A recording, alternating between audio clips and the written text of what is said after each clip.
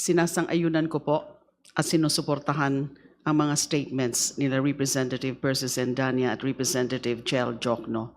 Malinaw po ang agenda dito sa pagsampa na naman ng kaso na yan sa Quezon City Prosecutor's Office pagkatapos na nagsampa sila ng 3 o 4 na petisyon before the Supreme Court, and then meron din kaso before the Regional Trial Court. So ito na naman, criminal case. Ito po ay panglilihis sa issue.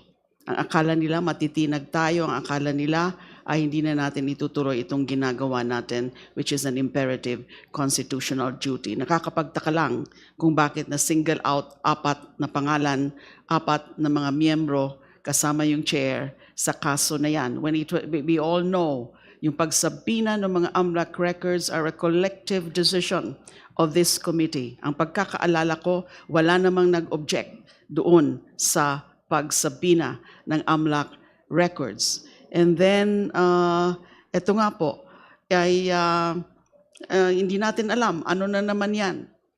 And itutuloy ho natin itong trabaho natin at hindi tayo magpapalito, magpapaderail sa mga ginagawa na mga para sa akin ay isa na namang legal harassment sa pagganap ng ating mandato bilang committee in an impeachment proceedings.